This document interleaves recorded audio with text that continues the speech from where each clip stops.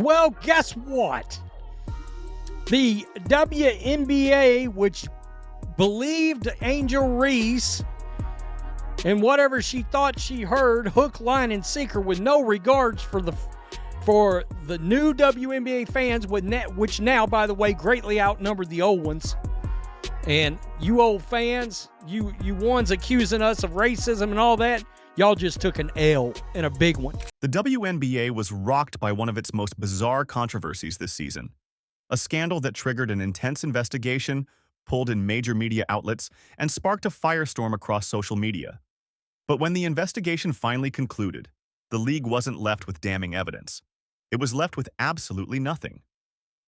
What started as serious accusations against Indiana Fever fans spiraled into a humiliating display of how quickly misinformation can spread and how reputations can get dragged through the mud without a single verified fact to back it up.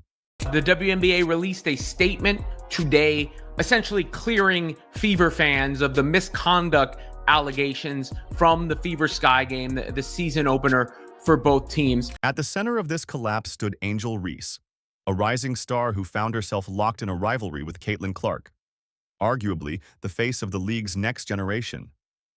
What was supposed to be a competitive storyline on the court quickly devolved into something far uglier off of it. And as the facts emerged, Reese's credibility may have suffered one of the biggest hits of her career, forcing even her own supporters to confront some uncomfortable questions. So it looked like the Chicago Sky has released a statement pretty much saying, we lied. It all began after a heated matchup between the Indiana Fever and the Chicago Sky. Almost immediately following the game, social media erupted with disturbing claims that Fever fans had hurled racist slurs at Angel Reese.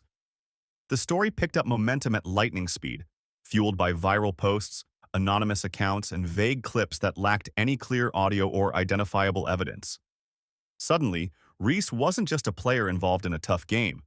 She was cast as a victim of racial harassment, and the internet went into overdrive. It is embarrassing. It's absolutely embarrassing. It is absolutely embarrassing.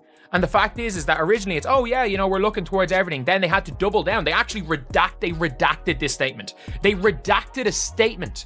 They redacted the statement saying we're looking at everything, saying, no, we're actually not looking at most of the stuff. We're looking at a lie spread on social media that went viral. We are looking into a literal lie spread on social media that got spoken into fact. We're looking at a lie. The problem? None of these viral posts contained actual proof. They were little more than recycled clips, grainy footage, and wild accusations amplified by people who weren't even in the arena. But that didn't stop the firestorm. Within hours, hashtags were trending, opinion pieces were being written, and sports media personalities jumped in to amplify the narrative without verifying a single fact. The WNBA itself, feeling the public pressure mounting, issued a statement condemning hate and discrimination, setting off a formal investigation that would last over a week. And this is where the story took its sharpest turn, because as the investigation unfolded, the very foundation of these accusations began to crumble, fast. Talk about investigation, put your teams for that investigation. Yeah, I think we agree. I think we're, in compliance with them, with the league, and obviously there's no room or space in our game for hate. So we're complying with everything that's going on. Coach, when did you become aware that there was hate speech that happened? I think when everyone else did. I think that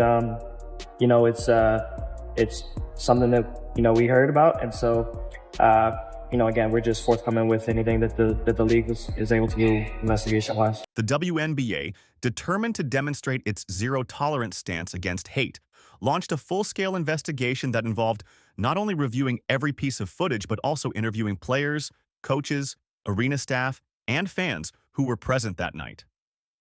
The Indiana Fever immediately cooperated, showing full transparency and confidence that their fan base had done nothing wrong. The league released multiple public statements emphasizing how seriously they were taking the matter, reinforcing that racism has no place in the game or society at large. Oh, Tyler Marsh is about to get run out of Chicago. First things first, let's hear what Angel Reese has to say. Let's hear Angel Reese. And if you guys pay attention, listen to her voice and listen to how she's on the edge of breaking down. Very funny. Hate speech. Yeah, Yeah, obviously there's no place in this league for that. I think the WNBA. Let's also watch the nervous body language, the nervous twitching. Yeah. Our team and our organization has done a great job supporting me. I've had communication from everyone, from so many people across this league, and being able to support me and going through this whole process. Obviously, it could happen to me, it could happen to anyone, and I think they've done a great job supporting us in this. How did it affect you Saturday, trying to do your job, trying to play, and having this going on simultaneously? Yeah, obviously it's tough, but I think I have a great support system. I'm loved by so many people, and obviously in the moment it's hard to hear, but my support system is great. But here's the reality of how stories like this can spiral out of control. While the WNBA was pulling every lever to investigate, social media was still driving the narrative. The allegations were being treated as facts, and anyone who dared to ask for evidence was shouted down as being insensitive or biased.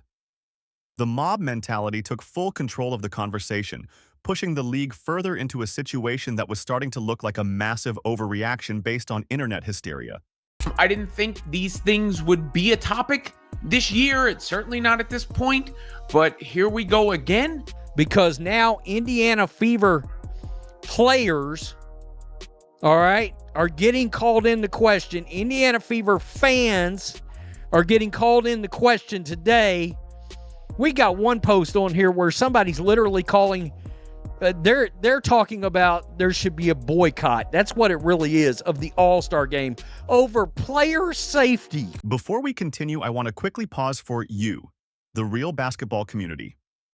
If you appreciate deep dives like this one, the kind that cut through the noise and bring you the full story, please make sure to subscribe to the channel and hit that like button right now. And if you've got thoughts on this controversy, drop them down in the comments. I want to hear your take. The bigger this community gets, the more stories we can expose together. Decided to accuse their own fans. As investigators dug deeper, an uncomfortable truth started to emerge. There simply wasn't any evidence to support the allegations. Despite hours of security footage, detailed arena audio recordings, and interviews with dozens of people inside Gainbridge Fieldhouse that night, no one reported hearing anything remotely close to racial slurs or fan misconduct. The so-called incident that had captured national headlines appeared to exist entirely on social media, nowhere else. The league is also taking a big L because there's no apologies to any fans whatsoever on this totally BS statement released by the WNBA. Yeah, you found nothing. That's great. That's accurate. Guess who told you would find nothing? The entire Indiana Fever fan base said you weren't going to find anything. But this league that has never turned a profit. Even more telling was the admission from Chicago Sky head coach Tyler Marsh. When asked when he first became aware of the allegations, his response was brutally honest. When everyone else did. Think about that for a second. The head coach sitting just feet away from the alleged abuse had no knowledge of any such behavior until he saw it blowing up online like everyone else.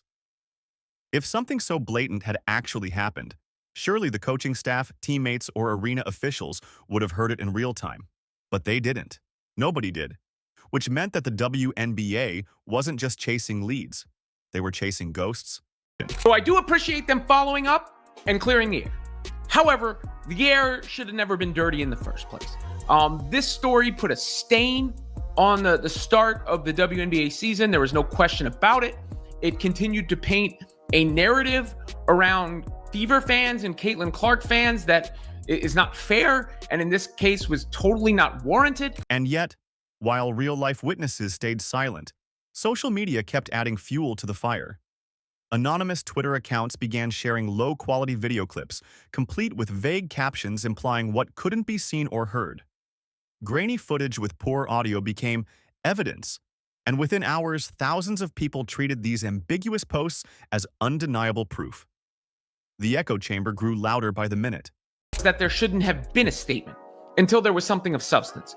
Because to me, the statement itself is what opened up the entire can of worms, right? Like, I had seen the nonsense on social media. I was at the game, mind you, and it was a regular ass sporting event. I mean, nothing out of the ordinary.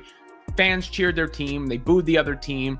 Good environment, fun game. They were happy afterwards. I think Fever fans were happy afterwards, of course, because their team smacked the Chicago Sky, smacked Angel Reese and company. On TikTok, Instagram, and Twitter, people who weren't even at the game started creating elaborate theories about what had supposedly happened.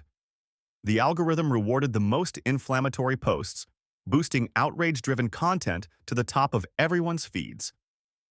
Anyone who questioned the narrative or simply asked for concrete proof was quickly silenced by an aggressive mob mentality, accused of being dismissive or even complicit in the alleged misconduct. What do you think the league's response, just coming out right away and getting that investigation going? Yeah, obviously, like I said, they understand that this is the priority. Obviously, there's no place for this, and they preach. I think 2 days before they put out no hate, no speech. And obviously, the women in this league, they know that, and know there's no space for that. And I believe that every player in this league deserves to be treated with respect and want to come to work and just have fun and have a great environment to work at. So I think they've done a great job putting that out, and we're obviously just going to respond as they need to. Were you able to? Damn, I really wish Angel Reese would talk and step up about all of her fans calling people all these nasty names. Oh, how being silent is such a blessing. Such a blessing it is to be silent and have nobody being critical of you. It was the perfect recipe for a modern-day social media scandal. Outrage, no evidence, and millions of people willing to believe whatever made them the most angry. And at the center of it all was Angel Reese, whether she intended to be or not. But the telling admission is, we found out, or I found out when everyone else did. When did you become aware? When everyone else did. What does that indicate? That the Sky did not know or did not hear anything in real time or see anything in real time. So that makes the Sky, that makes the Fever, that makes me, that makes everyone I talked to who was in the arena, everyone else who has spoken from the arena. When Angel Reese finally spoke about the situation, her responses did little to clear the air. In interviews, her nervous tone and visibly uneasy body language raised even more eyebrows. She repeatedly emphasized how grateful she was for her support system and how difficult it was to play under such circumstances. Yet at no point did she offer any details or first-hand confirmations of what allegedly occurred. That makes no cameras, no cell phones.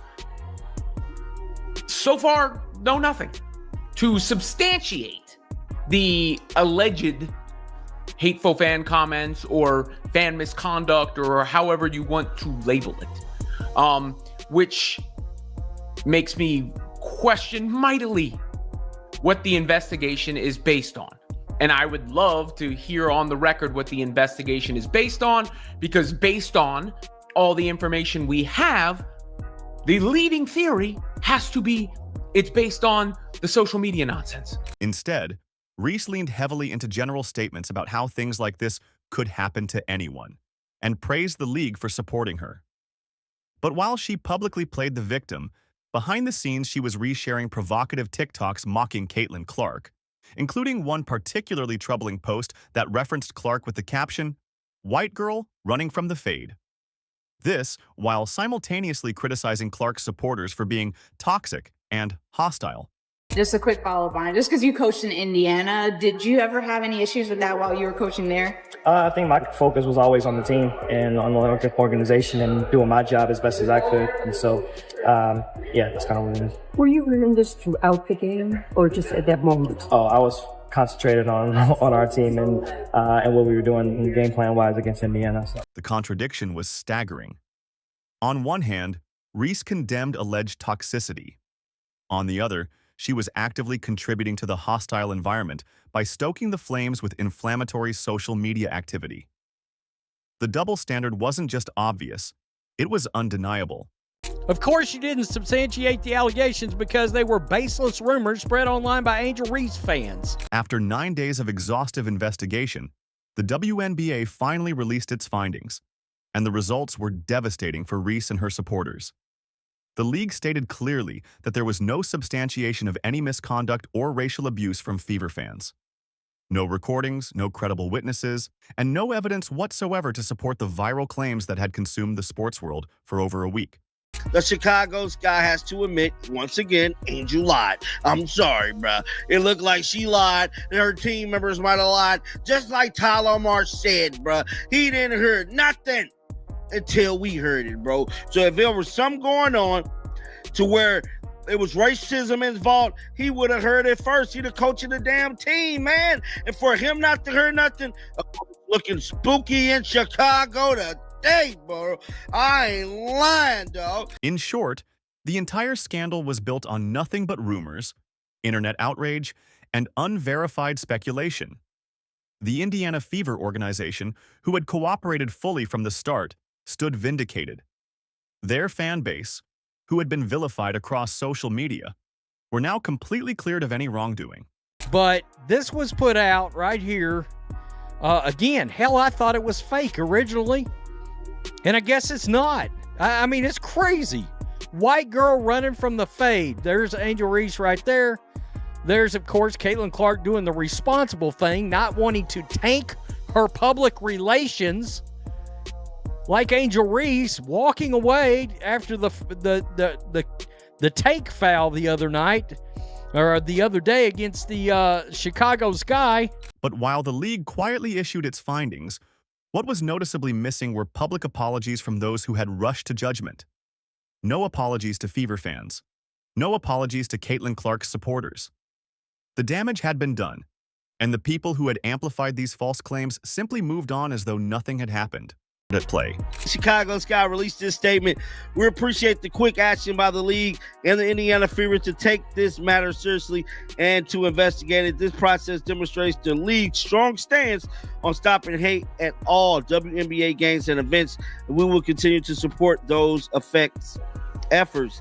Adam Fox, Chicago Sky president, has released a statement, and as y'all can see here, man, they got to give credit to what credit is due, and I'm just interested to see. Let's just see the comments to see what some of these Chicago Sky fans said. One fan said you should have probably included in here that the claims was unsubstantial. Your players spoke on them as if they was facts. You are a truly shameful organization.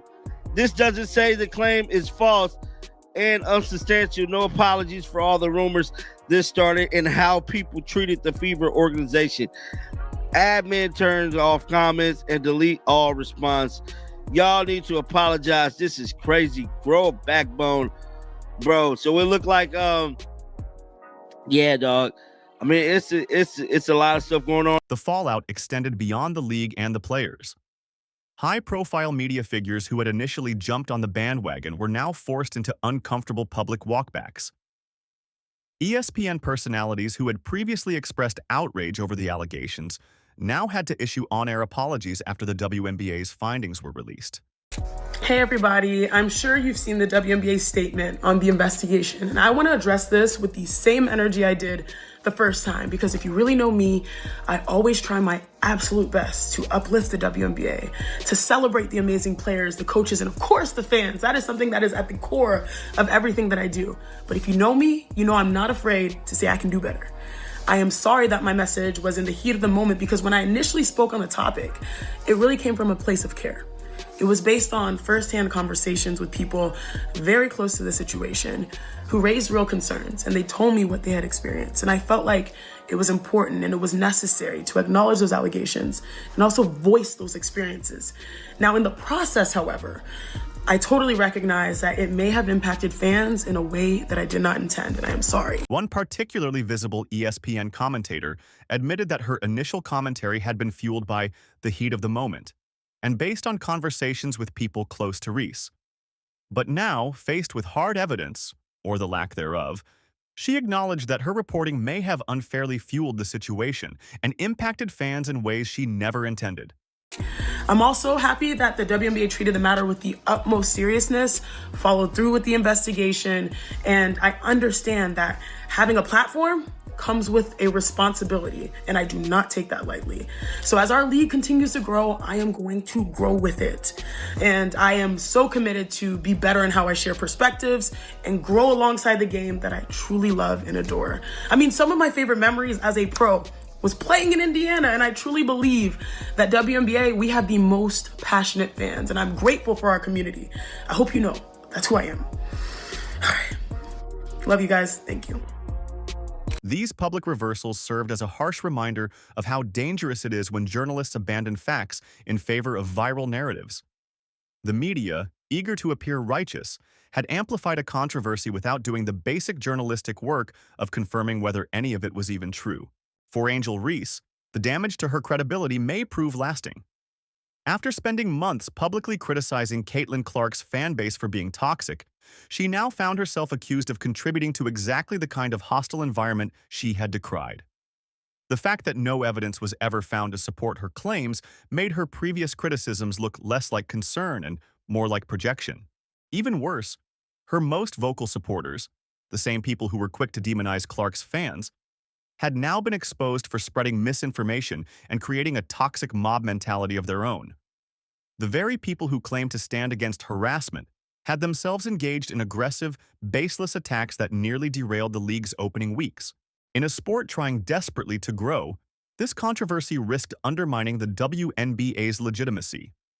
Instead of showcasing elite competition, rising stars, and growing viewership, the headlines were dominated by a manufactured scandal rooted entirely in unverified social media drama. Women's basketball deserves better than being reduced to internet-fueled witch hunts. At the end of the day, this entire controversy exposed one thing: how quickly reputations can be destroyed when outrage moves faster than facts.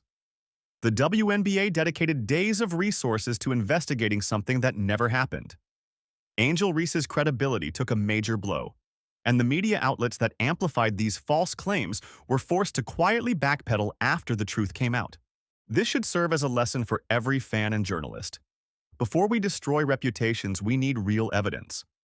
Social media narratives may trend for a day, but the consequences for those falsely accused can last far longer.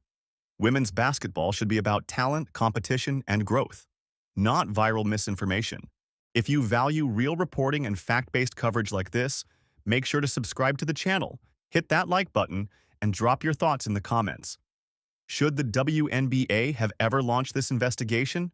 Or was this scandal entirely a product of social media hysteria? Let's discuss it below.